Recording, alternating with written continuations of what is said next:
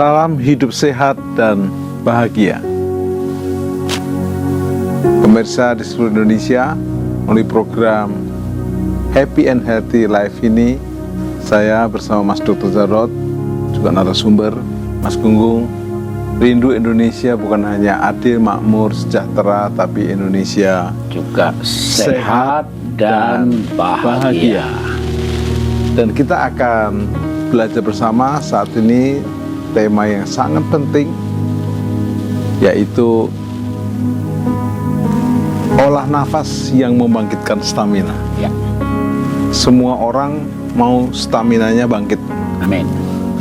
Stamina untuk bekerja, stamina untuk bisnis, stamina untuk berumah tangga, stamina suami istri. Nah, ini pakarnya, pakar stamina suami istri.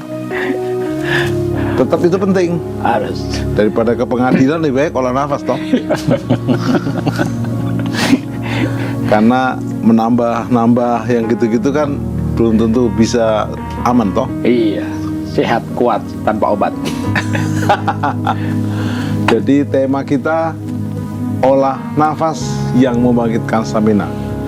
Mas Jarot, Ya. stamina yang bagaimana sih yang diharapkan oleh orang banyak ini? Iya, tentu secara umum stamina itu kan sebenarnya kan kayak daya tahan. Ya, stamina daya tahan dalam menghadapi pandemi, sakit penyakit, atau stamina dalam menjalani hidup ini, ya.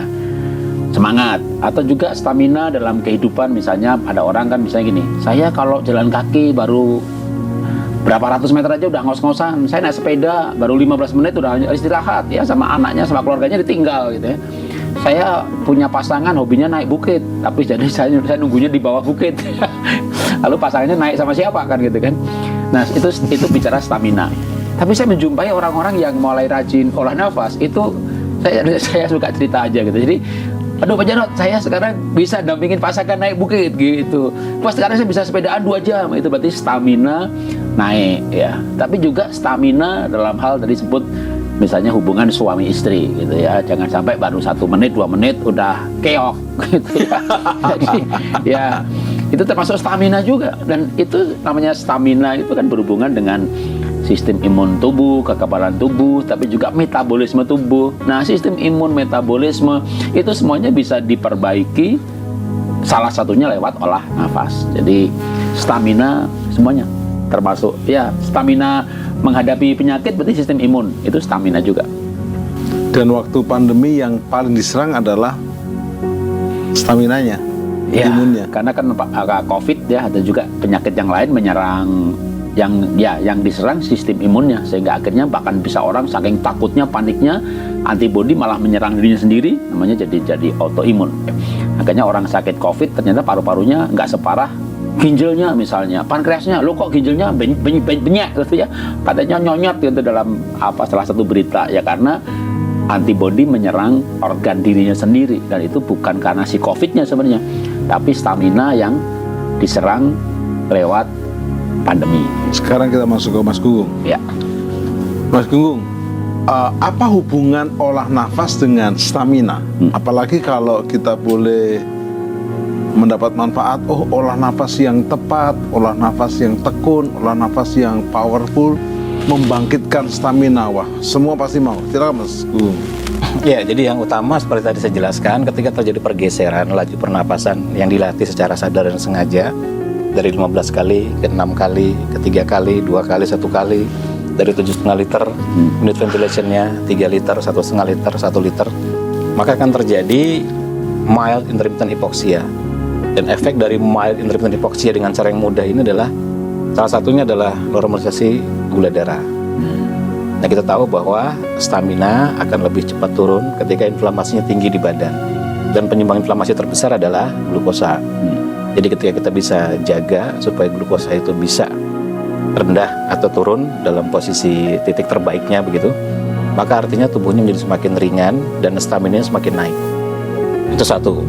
Kemudian yang kedua adalah terjadi peningkatan pasokan oksigen level selular, jadi respirasi selular. Dan ketika pasokan oksigennya meningkat, maka akan terjadi kenaikan pH yang signifikan. sehingga tubuhnya cenderung basah. Soalnya kan Kenapa? kalau orang darah ada CO2-nya, dia asam. Oksigennya banyak, dia lebih Ya, alkali. karena rumus pH didasarkan pada persamaan Henderson-Hasselbalch melihat dari dua komponen ion bikarbonat dan CO2. Jadi untuk artinya kalau nafas, oksigennya tinggi, ya kan, pH-nya maka naik. pH-nya pasti naik. Dan environment yang basah ini menyebabkan terjadinya peningkatan pada stamina.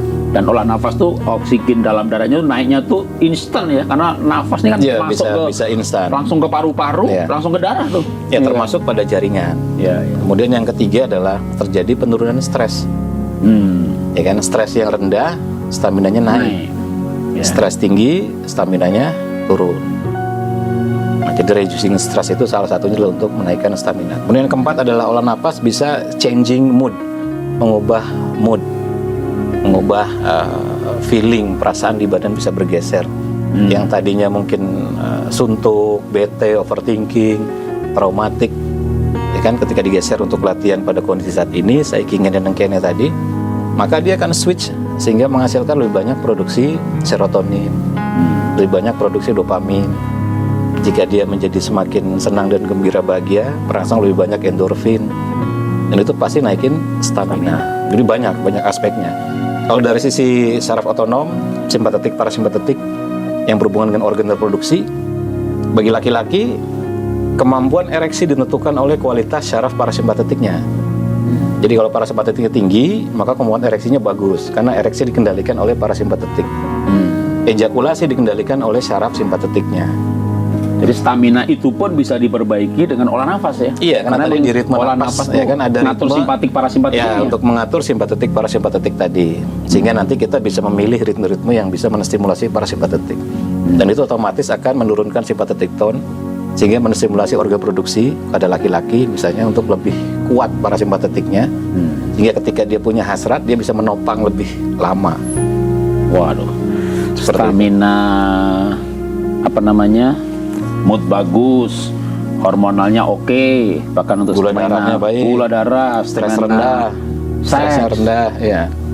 stamina apa lagi nih? Olahraga bisa panjang itu artinya stamina Iya. metabolisme. Iya, salah satunya itu. Karena ketika kita latihan olah napas yang di dalamnya ada kemampuan menahan napas, ya kan? Berarti kita sebenarnya sedang melatih toleransi CO2. Kita sedang melatih toleransi CO2. Dan atlet itu diantaranya salah satunya adalah kemampuan toleransi CO2-nya tinggi. Kalau orang nggak punya toleransi itu kan olahraga sebenarnya kayak lemes tuh, kayak nggak ada Iya, tenaga. karena nggak kuat ya, toleransinya rendah. Sama kayak toleransi CO2, toleransi laktat. Makanya kalau dalam dunia olahraga ada namanya laktat threshold dan CO2 threshold, ambang batas. Nah, selisih ambang batas ini menentukan endurance. Jadi kalau endurance-nya dia tinggi, berarti kan kemampuan dia menahan CO2-nya lebih panjang. Makanya orang-orang yang diving itu juga sebenarnya dia latihan nahan nafas tuh latihan ketahanan terhadap CO2 ya, kekurangan oksigen. Betul. Tapi sekali lagi semua latihan yang ada menahan napas itu kan menaikkan simpatetik dulu. Karena setiap kita nahan napas, naikin CO2, maka dia ikut menaikkan stres. Sehingga saat latihan itu harus dengan senang gembira, nggak boleh ngotot, Nggak boleh stres. nggak boleh stres. Ya nanti akan jadi pertarungan hormonal aja, ya kan? Orang stres karena tahan napas, lalu naik stres, lalu dia mengikuti stresnya. Tapi ini olah nafas ini kan sebenarnya latihan stres yang terkendali ya. Ya, istilahnya Kan kita- intermittent stress. Kan ya. kita tahan tahan nafas kita yang nahan nih. Ya sebenarnya semua juga disebutnya intermittent stress secara garis Terkendali. besar gitu kan. Olahraga intermittent stress, kita sengaja lari-lari, Iya. kita sengaja berenang, sengaja bersepeda, sengaja push up gitu kan. Capek. Yang nggak ototnya terkendali kan bikin lelah. misalnya macet nih di luar kendali kita nih. Ya itu yang controllable stress Ya. istilahnya. Kemudian puasa, intermittent fasting, itu juga intermittent stress. Sengaja kita nggak makan dalam jumlah Kita yang sengaja tertentu. kan, kita yang mau sengaja, gitu. kita yang mau conditionally begitu kan. Olah napas juga begitu, kita menyengaja untuk tidak menghirup napas misalnya. Kita menyengaja melambatkan napas, itu nggak wajar, kondisi nggak wajar. Nah maka ini yang nanti akan menciptakan perubahan-perubahan. Jadi stres itu sebenarnya nggak dilarang. Jadi tidak ada misalnya kita harus hindari. Nah, justru yang ada adalah bagaimana kita merespon, Melatih. mensikapi lewat latihan-latihan. Iya, iya. Ya kan atlet kenapa dia misalnya HR-nya bisa 40-50. Dia sekali latihan bersepeda itu 2 jam, 3 jam sehari. Ya begitu resting heart rate-nya dia jadi rendah. Karena toleransi dia membaik, semua fungsi-fungsinya membaik. Jadi ya itu tadi, stres itu bukan sesuatu yang harus dihindari 100%. Jadi kita harus berhadapan dengan stressful situation. Makanya kalau di YouTube saya pernah bikin video mengenai intermittent stress, saya jabarkan secara detail, termasuk stres dan bias optimisme. Ini khususnya untuk orang-orang CA. Karena intermittent stress itu adalah stresnya terukur, ketahuan durasinya, ketahuan jenisnya, dan ketahuan kapan nggak adanya. Nah, misalnya Pak Jarod push up 40 kali, ya kan, ketahuan memang capek 40 kali, tapi angkanya ketahuan 40 dan itu selesai. Ya paling menghabiskan waktu 2 menit lah paling lama. Tapi orang-orang CA kan nggak demikian.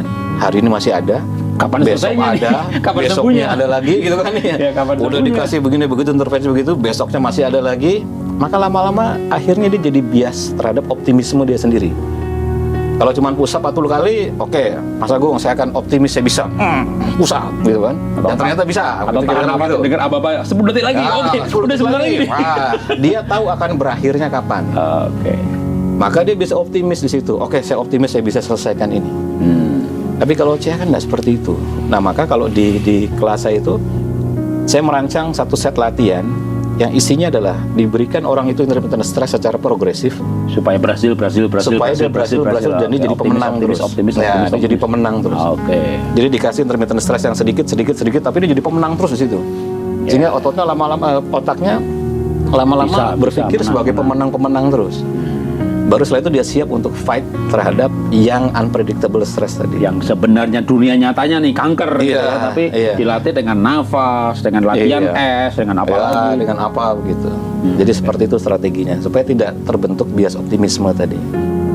Nah, makanya banyak orang yang begitu bias optimismenya tidak dipahami dengan baik, seakan-akan dia sudah latihan lalu hasilnya tidak seperti yang diharapkan, lalu kecewa, lalu nambah stres malah akhirnya. Lalu menganggap wah olah napas jadi nggak penting lah. Kenapa? Karena nggak ada efeknya. Ya, karena tadi dia pengennya cepat, tapi effort menuju ke situnya tidak lengkap, tidak utuh memahaminya, kira-kira begitu. Baik, sebelum kita lanjut, udah langsung Nyanyi dulu. stamina-nya kuat nih, kita nyanyi dulu. Sepanjang hidupku Tuhan tetap setia, Amin. sepanjang nafasku memuliakan namamu. Iya. Ini lagu permintaan Mas Dr. Jarod ini. Sepanjang hidupku kau setia, Sepanjang hidupku kau sangat baik, nafasku memuliakanmu. ku nyanyi kebaikanmu Tuhan all my life. All my life You have been faithful, and all my life you have been so good. With every breath that I am able, I will sing of the goodness of God. Sepanjang hidupku kau setia, sepanjang hidupku kau setia, sepanjang hidupku kau sangat baik, nafasku memuliakanmu, ku nyanyi kebaikanmu Tuhan.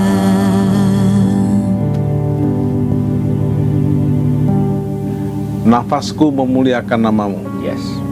Olah nafas, sumber nafas adalah dari Tuhan Allah kita, pencipta kita. Bahkan di kitab suci, baik di Al-Quran, di Alkitab, di beberapa kitab suci menyatakan Tuhan Allah menghembuskan nafas atau bahasa aslinya ruah, Ya. roh. Nah, sekarang banyak orang staminanya turun. Nah, tentu paling semangat nih adalah suami istri dulu kita bahas biar biar anti klimaknya top dulu. Banyak stamina suami istri turun karena olah nafasnya salah, tapi yang disalahkan pasangannya, sehingga melirik kepada olah nafas yang lain gitu. Kepada nafas yang lain, kepada yang bernafas lainnya. Pertanyaan saya ke Mas Jero nih, pakar suami istri bahagia, seksologi. Bukunya 66 buku, kebanyakan membahas seks. Pernikahan. Bahkan dia dalam bukunya dia pengen selingkuh, pengen doang. Nah, Mas Jarod, kenapa ada seorang pria terhormat, punya jabatan, terpandang, istrinya cantik, bisa jatuh sama wanita yang nggak jelas? Ya, Cantiknya juga kagak mumpuni, pokoknya serba down level lah. iya. Why? Ya karena banyak suami itu kalau lihat muka istrinya gitu ya, nafasnya udah nggak teratur lagi.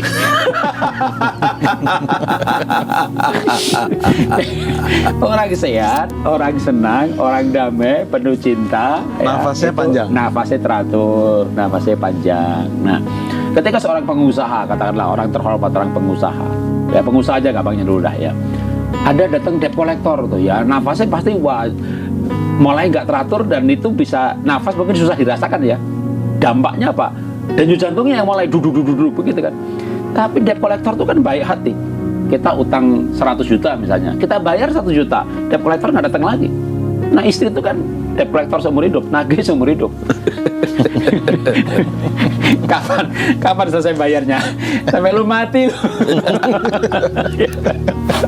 Anda simpen duit di mana dia tahu, gitu kan? Itu dia istri nggak tahu, dia nggak pakai belajar olah nafas kepekaan, udah peka dia tahu dua ini merah ini, itu matanya tahu ini biru nih, gitu kan? Itu kalau orang yang bawa olah nafas kepekaan ada itu kelasnya, itu kan kelas kepekaan sehingga tahu ini besi, ini kayu, gitu. Jadi bisa sulapan itu bukan sulapan saya bagi orang ahli nafas, karena pisau besi itu ada frekuensinya, ada gelombangnya. Ditaruh gitu kan, dia berlari jeblek tuh, kalau salah noblos nggak akan salah karena dia ada gelombangnya. Nah kalau istri itu tahu tuh merah, ungu, biru itu tahu dia, bahkan uang disimpan di mana aja tahu. Nah ini Kembali kepada istri, Nah, kenapa suami lihat istrinya kok nafasnya jadi pendek? karena dalam bayangannya ini debt collector gitu loh. Jadi gimana Pak, saya itu kalau lihat istri nggak bisa terangsang Pak, lihat dari sebelah terangsang Pak, gitu. Atau Pak, suami saya itu saya nggak pernah digauli Pak, tapi dia selingkuh di mana-mana gitu ya. Berarti suaminya sama ibu nggak terangsang lagi gitu kan, sama orang lain terangsang. Kenapa ya? Suaminya begitu ngeliat ibu, bayangan dia deh debt collector gitu kan. Jadi analisa saya gitu ya, kenapa banyak suami istri yang sebenarnya normal, di tes ya normal, secara seksual tuh normal, nggak ada masalah, tapi ketika staminanya turun ya ada masalah, stres pernikahan. Jadi pernikahan menjadi sumber stres kan. Sumber stres tuh banyak kan, bisa pajak, masalah, macet, polusi, utang, sakit, itu semuanya sumber stres. Bahkan kadang sakit itu dampak dari stres sebenarnya. Tapi ternyata cukup banyak sumber stres itu adalah keluarga atau pernikahan. Sehingga sebenarnya ya tentu secara medis bisa dengan suplementasi atau pengobatan. Secara nafas, ritme nafas tertentu bisa memperbaiki stamina seksual. Tapi juga saya mengajarkan pemulihan stamina dalam bidang seksual mengenai relationship healing. Jadi mengenai kesembuhan relasi. Karena orang bisa tidak terangsang itu bukan karena dia impoten, karena konsep atau hatinya ini ketika lihat pasangan itu, apa konsepnya tentang pasangan ini? Wah ini saya salah menikah, ini setan yang kunikahi, ini debt collector yang kunikahi. Atau bagi si istri lah, jangan nyalain si suami. Gitu kan, istri lihat muka suami juga, lihat muka setan begini gitu kan. Waduh Pak, suami saya kayak setan Pak, kayak kunyuk. Orang Jawa bilang kayak kunyuk itu jenis monyet tertentu lah gitu ya. Lah gimana bisa terangsang sama kunyuk gitu kan? Gak bisa. Apalagi yang nganggap, waduh suami saya kayak setan Pak gitu loh. Bisa dibayangin coba, mau tidur dan setan, bangun tidur dan setan. Kami bisa kamar Pak, keluar kamar dan setan lagi gitu kan. Jadi, coba ada malam-malam lihat kalau orang penakut ya, orang penakut tuh malam-malam lihat jendela gitu, wih ada genderuwo gitu ya. Karena udah pikirannya takut ya, ada setan gitu. Padahal itu cuma daun pisang yang melambai-lambai aja. Tapi dengan ngelihat daun pisang yang melambai-lambai dikira setan, itu juga nafasnya udah nggak teratur. Nah sekarang bayangin ketika suaminya dianggap setan, istrinya dianggap setan, ya maka perbaikan nafas, tapi juga perbaikan hati. Karena seperti gini, saya punya konsep, nafas ini akan mempengaruhi ritme denyut jantung. Maka ketika nafasnya diatur, nanti denyut jantungnya akan ngikutin. Tapi nafas ini juga dipengaruhi oleh perasaan kan. Kita takut, nafasnya jadi nggak teratur, kita tenang. Nah makanya ada olah nafas, ada olah batin. Maka dalam konsep stamina hubungan seksual ini akhirnya menjadi satu kesatuan ini. Nafasnya diatur, hatinya diatur gitu. Mas Gunggung sekarang. Iya, jadi kalau di teori napas ritme itu ada namanya resonansi komunal sama resonansi individual. Kenapa? Karena yang hebat dari frekuensi adalah salah satunya adalah resonansi. Ya kan, frekuensi itu bisa beresonansi, dua atau lebih frekuensi yang sama, dia bersifat dapat saling menguatkan atau dapat saling menegasikan. Maka ada terapi-terapi yang saya berikan pada Pak Sutri di mana dia harus wajib latihan bersama dengan ritme-ritme tertentu yang sama. Jadi suaminya latihan ritme A, perempuannya latihan ritme A, sehingga pada titik itu dia sedang membentuk frekuensi yang sama. Misalnya kita 3 orang nih, terus oke, mata pejam, atur napas. Ya mungkin Pak Jarod lebih rileks gitu kan, tapi Bapak mungkin karena keburu-buru, sampai sini belum makan, habis mules, habis makan gado-gado pedesan, napasnya beda. Saya lain lagi, misalnya habis dapat bonus, dapat apa segala macam, lebih santai lagi. Oh, jadi kita tidak sama frekuensinya. Tapi kalau di napas ritme itu, oke, kita tarik 5, buang 5 bareng-bareng. Maka saya menciptakan 0,1 Hz, Pak Jarod menciptakan 0,1 Hz, Bapak menciptakan 0,1 Hz, semua yang ada di ruangan ini menciptakan 0,1 Hz. Sehingga semua frekuensinya sama, amplitudonya tinggi. Dan ketika frekuensinya sama, ketika saya ngomong, saya dalam hati, ya Allah misalnya, atau ya Tuhan, berkahilah atau berikanlah kesehatan pada semua yang hadir pada saat ini. Maka frekuensinya pasti nyambung. Karena pada saat itu ritme napas kita sama semua. Nah nanti suami istri juga saya gitukan. Jadi Bapak Ibu harus latihan ritme ini yang sama. Sebelum tidur begini, saat bangun begini. Maka ketika sama frekuensinya, dia akan bersinggungan. Nanti mulai dari situ pelan-pelan kita sisipkan. Karena kehebatan dari frekuensi yang pertama tadi resonansi, yang kedua adalah kemampuan menyisipkan data dan informasi. Jadi kalau saya punya HP, saya belum berlangganan paket data, sinyalnya ada nggak? Frekuensinya ada, tapi saya nggak bisa YouTubean, nggak bisa WhatsAppan, nggak bisa macam-macam. Hanya dikirimi sinyal aja yang nggak bisa ngapa-ngapain sama provider. Tapi ketika kemudian saya berlangganan paket data, berarti ada data dan informasi yang dikirimkan dari provider masuk ke HP saya lewat frekuensi itu. Jadi saat kita sedang membangun sebuah ritme, maka kita sedang menciptakan frekuensi, tapi frekuensi itu belum diisi. Maka kita harus isi dengan data dan informasi. Asalnya dari mana? Dari layer abstraksi. Kalau di otak bentuknya adalah fokus, konsentrasi, visualisasi. Jika di jantung bentuknya adalah rasa. Jadi rasa itu seperti latihan 55 dengan perasaan senang, gembira, sukacita, dengan perasaan saya saling mencintai, dengan perasaan ya mudah-mudahan tumbuh cinta lagi. Nah itu bersinggungan tuh. Dan bagaimana cara memicunya? Ya yang paling gampang biasanya adalah coba flashback, tarik mundur apa situasi atau kondisi yang menyebabkan terjadinya muncul kebahagiaan yang tidak bohong-bohongan, misalnya saat melamar atau mungkin saat jalan kemana begitu, dimunculkan lagi. Maka semua ingatan memori itu nanti akan masuk pada frekuensi napasnya tadi. Karena dia sama, maka sudah blended kan. Nah itu saya sebut dengan resonansi komunal. Kalau resonansi individual itu antara ritme napas dia dengan bagian dalam tubuhnya. Misalnya ritme napasnya dengan pembuluh darah arteri, ritme napasnya dengan cerebrospinal fluid, ritme napasnya dengan limpa, ritme napasnya dengan ginjal, ritme napasnya dengan jantung, ritme napasnya dengan tulang, otot dan sebagainya. Itu disebutnya resonansi individual. Terjadinya di dalam. Kalau resonansi komunal adalah 2 atau 3 lebih orang yang berkumpul selalu bersama tanpa dibatasi ruang dan waktu, lalu dia latihan dengan ritme yang sama. Maka dia membentuk frekuensi yang sama dengan amplitudo yang makin besar seiring jumlah. Ini ada penelitian, di luar sana ada jurnalnya juga. Di sebuah negara dilakukan penelitian, orang-orang disuruh melakukan meditasi dengan ritme tertentu, lalu kemudian dia menyebarkan niat dan narasi bahwa tingkat kriminalitas di daerah itu turun. Lalu turun beneran. Hanya dengan 1% populasi yang melakukan meditasi pada saat yang bersamaan selama periode tertentu. Jadi didoakan, istilahnya begitu. Ya, doa Dinarasikan. bersama gitu. Ya, tetapi diatur frekuensinya pada saat itu napasnya. Jadi nggak sekedar saya inikan sendiri, karena kalau sendiri-sendiri ya frekuensinya jalurnya beda-beda, itu penelitiannya ada seperti itu. Dan ini cukup terkenal sekali ketika diduplikasi di negara yang berbeda, maka kemudian hasilnya pun sama. Iya, hanya perlu 1% dari populasi. Jadi kalau ada 1.000 orang itu cuma perlu 10 orang untuk melakukan seperti itu. Pertanyaan saya, ada suami istri yang dengan suami istrinya sah nggak nyambung frekuensinya, tetapi sama yang lain kok nyambung. Ya, itu tadi sudah dijelaskan Pak Jarod. Jadi ada sebab-sebab yang harus dikoreksi selain dari napas. Sisi psikologis. Ya kan, sisi psikologis harus dikoreksi. Makanya saya bikin video yang berhubungan dengan environmental, environment, relationship, toxic relationship segala macam, itu nurunin apa, naikin apa. Sehingga itu yang kemudian ketika itu menjadi internal stress di badannya, maka hasrat dia untuk melakukan aktivitas seksual itu tidak muncul. Karena kan badan kita kan nggak melulu bisa dirangsang dengan fisik. Ya oke lah, bisa dengan meliuk-liuk segala macam obat-obatan. Tapi ketika momen pada titik itu psikisnya dia tidak bisa menerima oleh karena satu dan lain hal, maka nggak naik tuh. Contoh paling gampang misalnya, hasratnya menggebu-gebu. Tiba-tiba udah siap eksekusi nih. Tiba-tiba dengar kabar anaknya sakit, masuk rumah sakit. Ya. Hilang mendadak pada saat itu. Ya kan? Padahal sudah menggebu-gebu, sudah siap eksekusi. Ibaratnya langsung masuk, darurat segala macam, baca, udah langsung turun semua itu pada momen itu.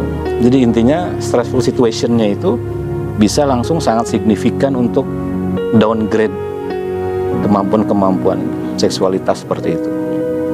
Apalagi lihat setan, bangun tidur, sampai tidur lagi.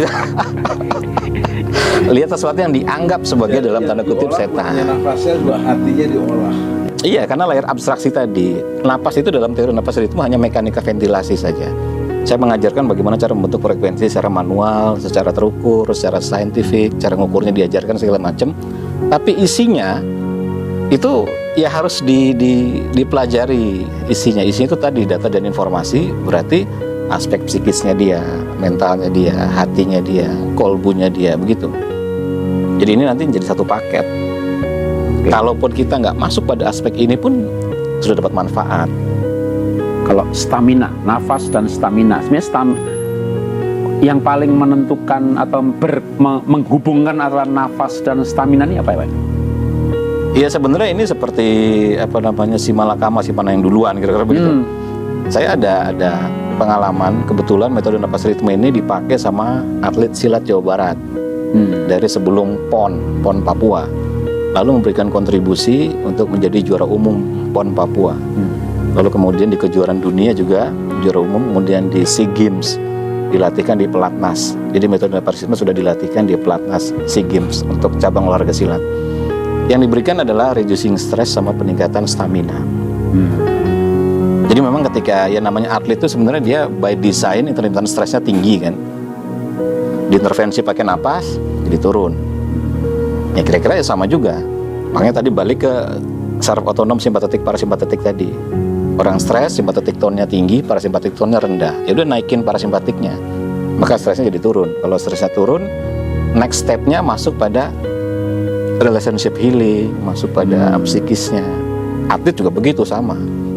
Ketika diintervensi dengan teknik apa segala macam, berikutnya ya dia harus punya sesuatu yang beres di dalam untuk menjadi mental juara kan.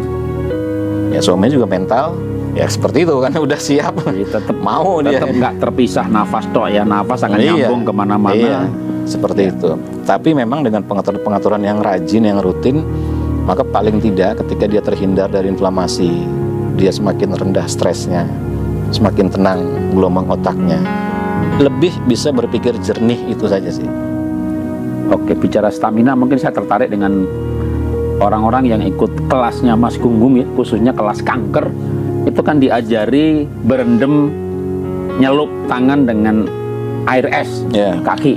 Nah itu sih kalau bicara hubungan dengan stamina, gimana tuh mekanismenya ketahanan tubuh terhadap dingin ini? Ya, jadi memang kalau di badan kita itu ada 2 jenis lemak. Yang pertama namanya white adipose tissue atau lemak putih, yang kedua namanya brown adipose tissue. Seiring perjalanan usia, kemampuan tubuh untuk switch dari lemak putih menjadi lemak coklat itu menurun atau rendah. Sedangkan lemak coklat itu adalah sumber energi. Dia bisa meningkatkan produksi mitokondria. Itulah akibatnya ketika mereka tidak mampu untuk men-switch, prosesnya namanya browning atau thermogenesis. Harus dinaikkan dengan cara-cara distimulasi ya. Bisa dengan olahraga, bisa dengan puasa, bisa dengan macam-macam. Tapi kan kalau kita bicara puasa, kita perlu waktu sekian belas jam untuk bisa menaikkan mitokondria biogenesis. Kalau kita perlu olahraga aerobik, jadi paling nggak 45 sampai 60 menit non-stop, capek begitu kan, atau yang ngambil model-model 7 menit full aerobik, begobios gitu kan.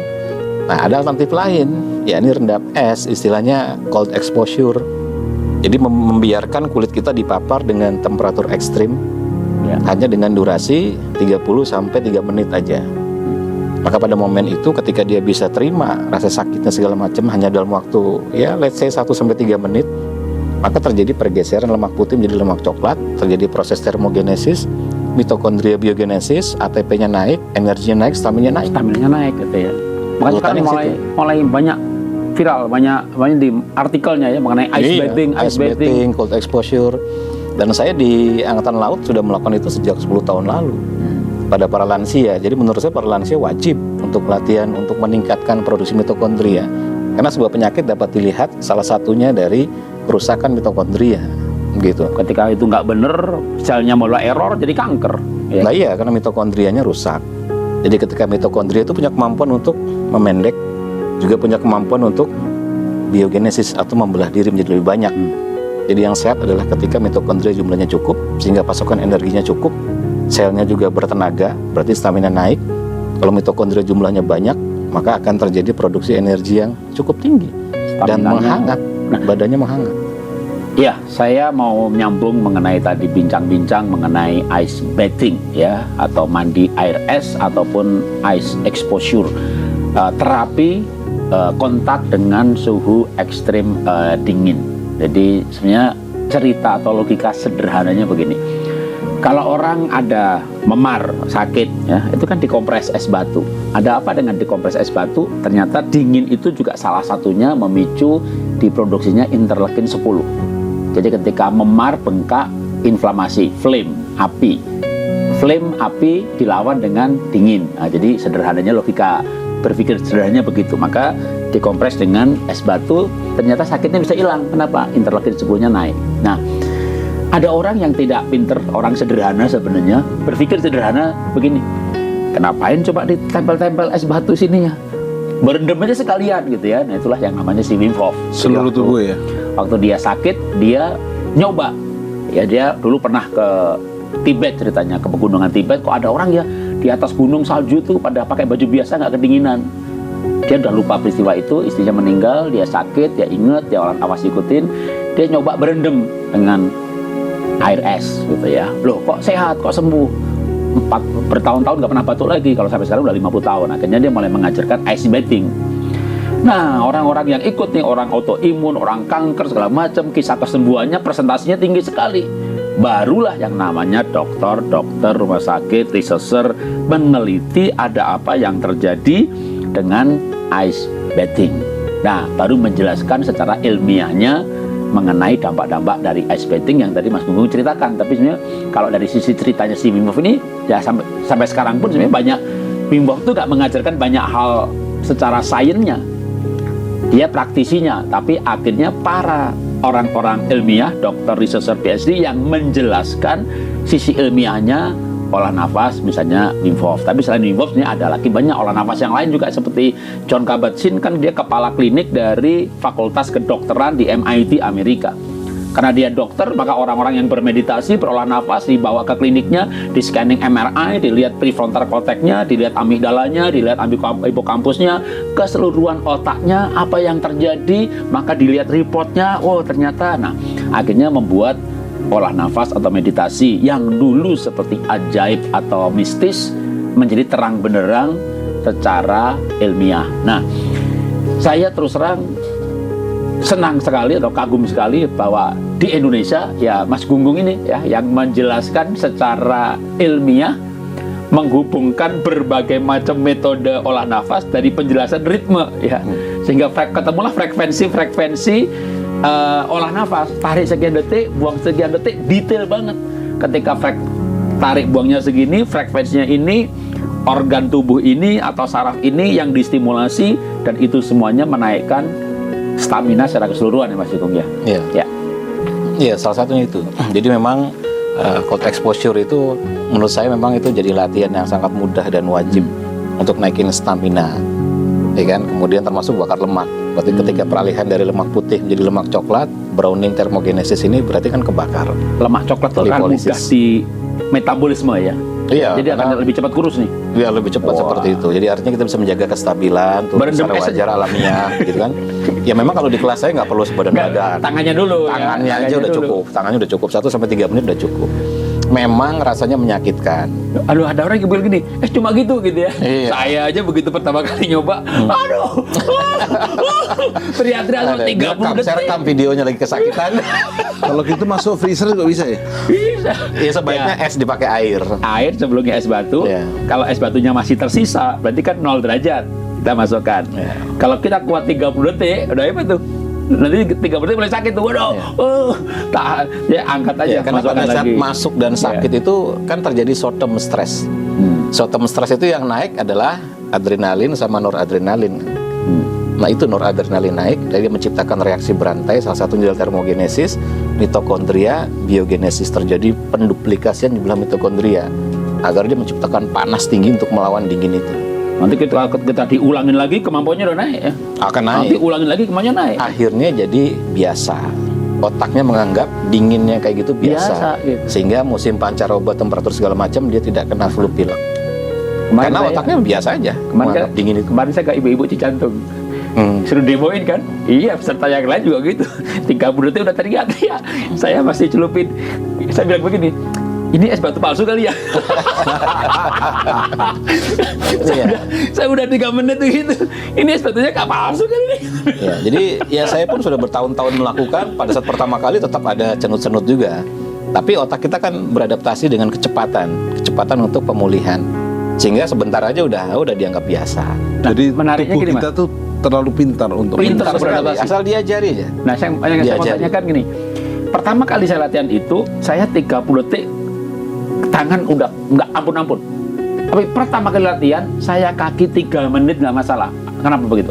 Iya, karena memang respon syarafnya berbeda antara tangan sama kaki pada Ya, saat tapi ada orang lain yang kakinya dimasukin, Ya, waduh nggak kuat gitu. betul. Biasanya orang-orang sering jalan itu lebih kuat Oh. celup kakinya. Tapi justru kita harus memilih pada area yang dimana dia nggak Lemah. kuat. Iya. Kalau area dimana dia kuat sih ya efeknya kita udah bisa menerima. Oh iya, saya sering jalan kaki 10.000 langkah. Saya dulu punya Ya, slogan jadi begitu. itu biasa.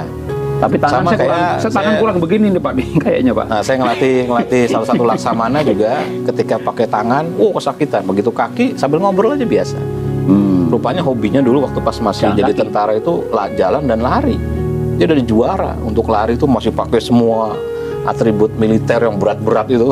Helm maka baja apa segala stamina macam, kaki tas, ya. bagus, tapi stamina tangan kurang. Ya, tangan Perlu kurang. dilatih juga. Jadi makanya latihnya tangan, karena itu yang lebih menyakitkan sehingga dia bisa beradaptasi dengan stressful situation itu. Itu kan bagaimana kita merespon.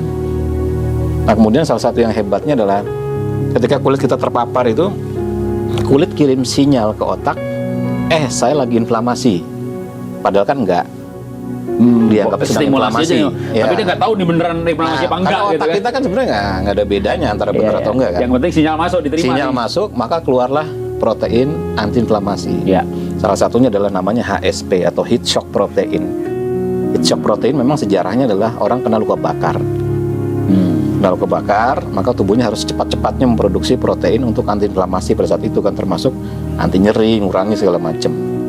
Oh begitu, makanya begitu rendem, otak terima, dia produksi perintahkan itu, maka tiba-tiba tubuh nyeri-nyeri hilang. Itu Hilang. pegel-pegel hilang. gitu. Nah, hanya memang ya sakit. termasuk utang-utang hilang. Hilang, hilang.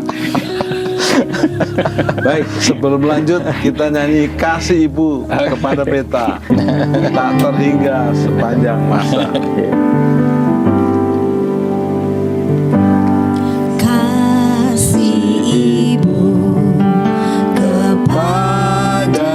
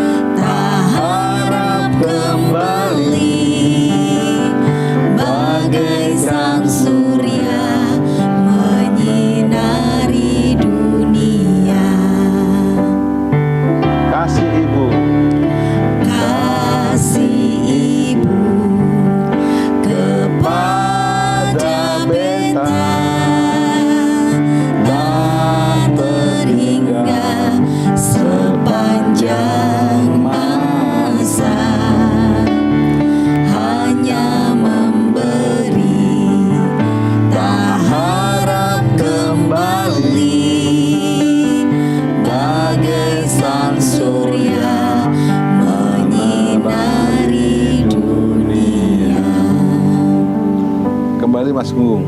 Ya. Setelah stamina suami istri beres, yaitu olah nafas disambungkan olah hati. Ingat, menambah jumlah pasangan atau membalas sakit hati dengan mencari pasangan lain bukan solusi, tapi hati dibereskan. Sekarang stamina kerja dan bisnis. Ada yang ya hari Senin lagi hari kerja. Bagaimana membangkitkan stamina kerja dan bisnis dengan olah nafas? Ya itu memang dulu pernah saya bikin videonya juga ketika saya menjelaskan mengenai olah napas yang diposisikan sebagai pengkondisian dan pemaksaan.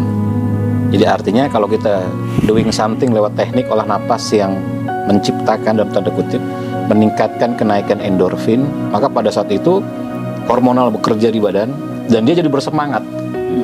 Sehingga dia tidak berpikir, aduh Senin lagi, kira-kira begitu. Jadi latihan langsung muncul. Kan ketika melimpah sebuah hormon maka perasaan kan switch bergeser kan. Jadi obat hormonal itu salah satunya adalah menggeser kondisi mood atau kondisi perasaan tertentu. Jadi kalau bisa diintervensi pakai napas, ya latihan napas aja. Maka ada beberapa ritme yang saya bikin di YouTube seperti mood booster, ketika dilatih naik tuh langsung untuk semangatnya tuh. Sehingga kita pada saat selesai melakukan itu tidak muncul, aduh besok ini lupa sudah. Kenapa? Karena membanjirnya hormon itu. Membanjirnya hormon itu. Dan hormon itu ada di tubuh kita sebenarnya. Ada, tinggal kita belajar cara membangkitkannya atau memunculkannya saja. Dan dia disebut sebagai endorfin. Itu kan singkatan dari endogenous morphin. Berarti internal dari tubuh kita sendiri. Ya enggak apa-apa, itu boleh dengan teknik. Jadi ketika dilakukan, boleh morfin dari luar. nggak boleh. Kalau endogenous boleh. Nah, jadi karena itu dilatih dari dalam diri sendiri, jadi dijadikan sebagai kebiasaan. Jadi bangun tidur, sebelum misalnya dia berpikirnya macam-macam, pernapasan. Wah, begitu. Ya setelah itu hormonnya banjir dan dia jadi lupa bahwa aduh sudah Senin lagi ya, capek banget nih ke kantor nih. Dia enggak, malah dia oke, saya ke kantor, berangkat dia dengan penuh semangat. Nanti di jalan macet apa, intervensi napas lagi. Nanti di kantor sampai jadi kebiasaan. Nah, kebiasaan-kebiasaan ini yang mesti dibangun gitu kan, daripada kebiasaannya adalah mengeluhkan keadaan gitu kan, mengeluhkan pekerjaan dan sebagainya. Mendingan kita pilih kebiasaan lain. Nah, intervensi napas itu bisa masuk ke situ areanya untuk mengintervensi, menginjeksi aspek-aspek hormonal yang kemudian menggeser mood pada saat itu menjadi yang diinginkan. Nah, maka harus belajar pengetahuan tentang olah napas yang mana yang menghasilkan endorfin, yang mana menghasilkan serotonin, yang mana menghasilkan dopamin, yang mana menghasilkan adrenalin, yang mana menghasilkan asetilkolin, GABA, substans P, CGRP dan sebagainya. Nah, itu saya petakan seperti itu. Sehingga ketika misalnya pagi-pagi rasanya kok kayak begini-begini, saya kurang tidur malamnya, saya tahu apa yang harus dilakukan pagi hari supaya mengkompensasi kekurangan tidur malam harinya, supaya stamina pagi itu tetap semangat. Terus aktivitas harian sibuk sekali nih, ngisi privat, Zoom apa, sehari misalnya bisa 5 Zoom, ya cukup melelahkan lah. Maka saya ngerti harus intervensi apa supaya stamina saya tetap stabil di malam hari. Itu. Nah, karena stamina ini tadi bisa dilihat dari pergerakan syaraf otonom, maka menjadi sangat mudah untuk melihat stamina secara terukur dalam teori HRV tadi, heart rate variability. Karena indeks HRV menunjukkan indeks stamina tubuh. Ada salah satu variabel dari HRV namanya RMSSD, itu menunjukkan indeks stamina tubuh. Yang kalau makin hari makin turun nilainya, berarti orang itu makin lemah. Jika makin naik, maka dia makin berstamina tinggi. Nah, itu manfaatnya kita belajar heart rate variability teorinya. Ya memang itu bukan sesuatu yang umum sih di masyarakat, hanya untuk mereka mau belajar. Kebetulan saya kejebur di situ dan menyenangkan. Akhirnya jadi ngerti mana olah napas yang menaikkan stamina, cara ngukurnya gimana, kan selama ini kita nggak tahu. Sama kayak tahu dari mana saraf simpatetiknya naik atau parasimpatetiknya naik. Orang akan bilang uji hormonal, iya. Jika lewat saliva diuji kemudian adrenalinnya naik atau kortisolnya naik, berarti simpatetiknya naik. Tapi kan berapa kesulitan yang harus dilakukan pada uji hormonal, kan nggak bisa setiap saat. Masa harus ke lab, selesai latihan sekarang sebentar 55 ke lab, selesai lagi 5 ke lab, kan susah. Maka saya mencari sudut pandang lain. Bagaimana cara memandang simpatetik, parasimpatetik pada saat itu. Ya teori HRV lah yang paling make sense untuk itu. Jadi ketika diukur pakai alat ukur HRV, ketika menunjukkan nilai variabel tertentunya ternyata tinggi, misalnya nilai variabel HF-nya tinggi, maka parasimpatetiknya lagi naik. Ketika misalnya LF-nya yang tinggi, simpatetiknya lagi naik, dan seterusnya. Itu nanti ada pelajarannya. Sehingga buat saya jadi menyenangkan. Belajar olah napas tuh belajar kita mengeksplorasi, mengetahui sebab musabab, asal muasal, korelasi dan sebagainya ada di badan kita tuh yang Tuhan Itu ciptakan. semuanya pelajaran seperti jadi kayak belajar fisiologi, Iya. belajar saraf, Ya, neurologi, betul. Iya. jantung, denyut jantung, HRV, hormon. Ini kan berbeda banget sama olah nafas atau meditasi zaman dulu nih. Kita belajar ambil masukkan sini, bingung juga nih, yang mana yang diambil gitu kan? Atau tutup mata, kosongkan pikiran, kita butuh dengan cahaya kehidupan. Saya sih lihatnya cahaya lampu, mana ada cahaya kehidupan, cahaya segede Lucifer kali gitu. Jadi ada banyak olah nafas yang memang mungkin dulu karena nggak mengerti sisi ilmiahnya, akhirnya menggunakan kata-kata terminologi keyakinan, apa yang diyakini. Mungkin yang diyakini sendiri nggak salah, karena memang secara fakta ternyata sekarang dibuktikan secara ilmiah itu ada metabolisme yang terlibat. Nah, cuma sekarang ini dan karena olah nafas modern istilahnya. dan karena dia memang bisa bersinggungan dengan endokrin ya, kelenjar, di mana kelenjar itu berarti hormonal dan hormon itu gerbang jiwa, maka jadi nggak heran bisa melihat ada pergeseran kepribadian atau karakteristik kejiwaan pada orang-orang yang latihan olah napas apabila tidak secara benar begitu. Ini sering jadi senjata orang-orang untuk bilang, oh ini olah napas nih jin, klinik. Enggak, itu hormonnya bergeser karena over latihan tertentu sehingga dia menggeser produksi hormonal tertentu. Jadi balikinnya gimana? Ya tinggal latihan olah napas yang melatih molekul yang lawan dari itu. Kalau ada yang bertanya, apa bedanya olah nafas ritme, olah nafas pola hidup sehat dengan meditasi? Apa bedanya? Nih ke mana nih? Saya apa Pak Jarot? Dua-duanya.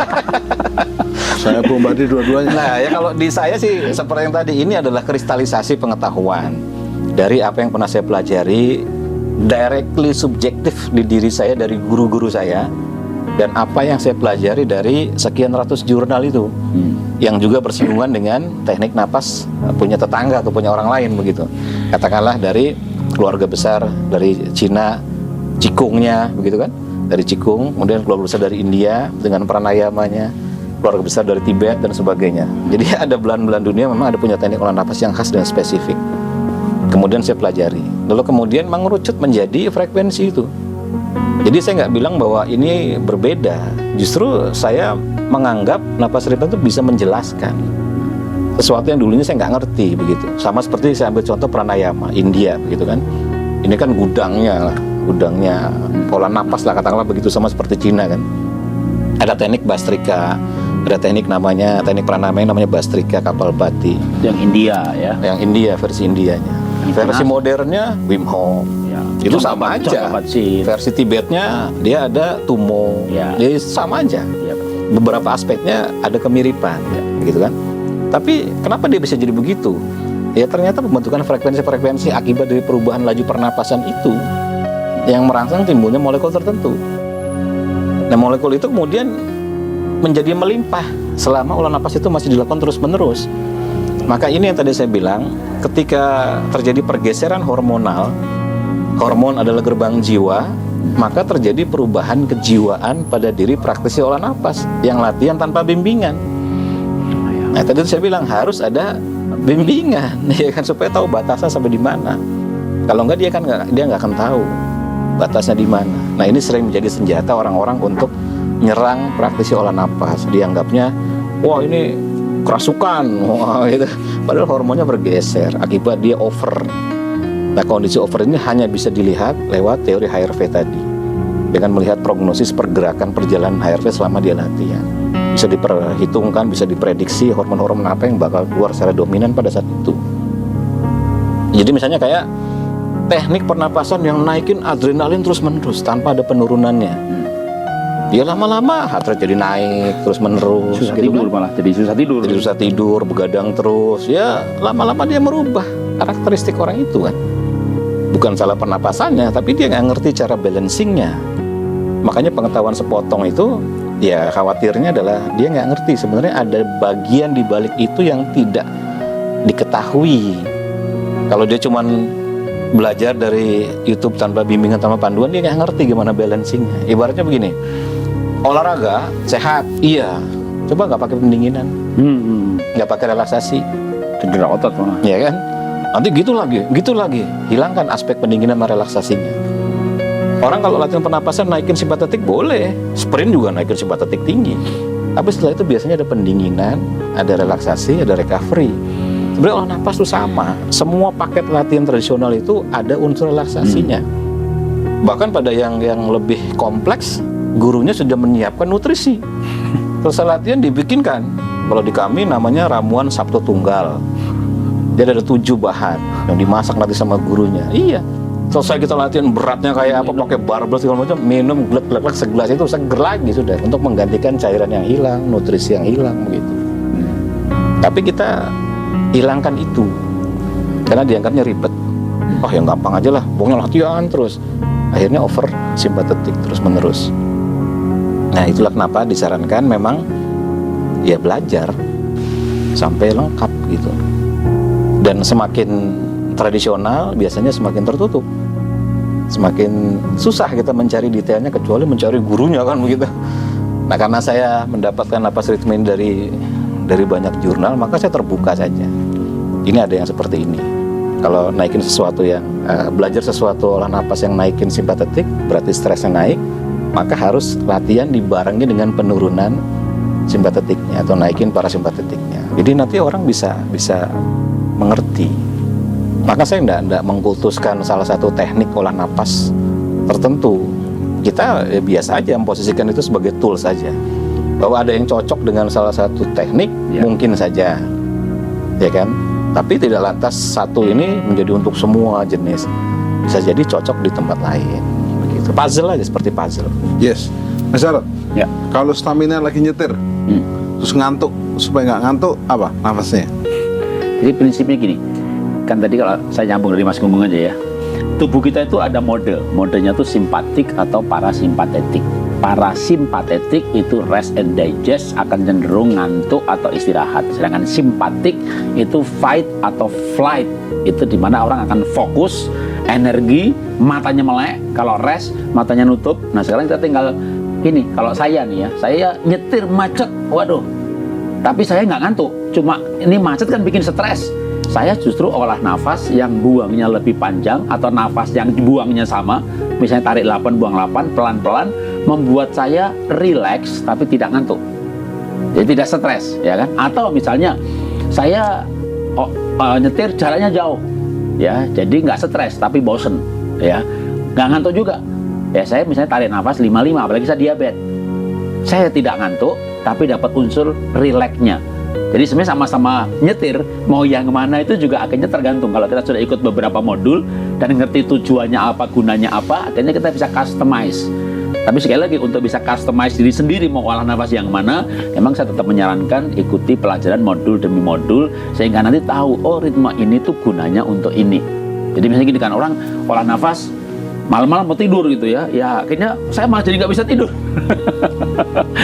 Jadi kita olah nafas, kuncinya tapi saya tetap balik pada dua. Tubuh kita tuh ada dua sistem, modenya, simpatik dan parasimpatetik. Nah kalau kita mau naikkan parasimpatiknya, nafas lambat, atau kalau istilah saya itu, saya nggak bikin istilah water breathing, whiskey breathing. Water breathing itu tarik buangnya sama, tarik 5 buang 5, tarik 3 buang 3, tarik 6 buang 6, itu berarti water breathing. Atau whiskey breathing buangnya lebih panjang, boleh lebih panjang 46, boleh lebih panjang 48 gitu ya, 1:2 atau 1:1,5 Itu bikin kan, gitu ya. ngantuk ya. Nah itu akan cenderung parasimpatetik itu lebih rest, relax atau ngantuk. Whiskey. Nah gitu, whiskey Mabuk. breathing namanya. Bisa mabuk malah, Bikin ngantuk. gitu. Nah jadi makanya kalau lagi nyetir mau yang mana tergantung sih kitanya. Kita ini nyetir itu ngantuk atau ngantuk sama stres kan dua hal yang berbeda. Ya. Macet stres nih, nggak ngantuk tapi stres. Ya. Nah kita butuh yang anti stres kan gitu. Dapat kesel doang kan. Kalau macet kan dapatnya kesel doang, Pak. Dan acara ini spesial, kita Ya, hampir habis 60 waktunya menit, lagi. tinggal 60 1 menit menit terakhir. lagi nih. Konklusi, Cepat sekali. Mas Gunggung, konklusi 1 menit, 30 detik. Atau Iya, jadi untuk stamina itu berarti memang kita harus mempelajari pengetahuan yang intervensinya via napas, karena itu cara yang paling cepat untuk meningkatkan stamina dalam waktu singkat. Jadi saya menyarankan pada pembaca semua begitu kan, untuk mulailah eksplorasi terhadap olah napas. Yes, eksplorasi ya. Ya. 30 detik. Oke, ya pemirsa, kalau kita nggak makan, kayaknya kita bisa deh 40 hari nggak makan asal kita minum ya. Kalau minum, kayaknya kita maksimum 7 hari, 3 hari udah nggak kuat. Tapi nafas, kita berapa menit aja mungkin udah meninggal. Artinya, kalau olah makan bisa menyehatkan, olah minum bisa menyehatkan, ya, apalagi olah nafas. Karena nafas langsung berhubungan dari detik ke detik. Maka nafas adalah kebutuhan yang sangat penting, utama, prima.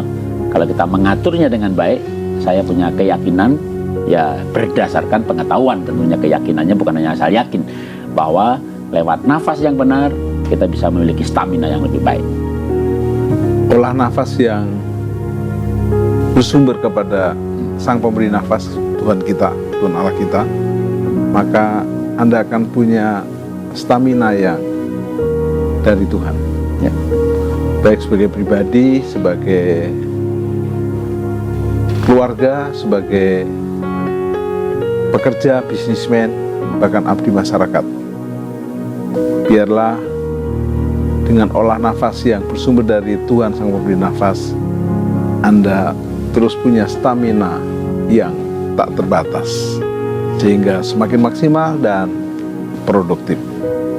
Kita rindu melalui program Happy and Healthy Life ini, Indonesia bukan hanya adil, makmur, sejahtera, maju juga sehat Sehat dan bahagia.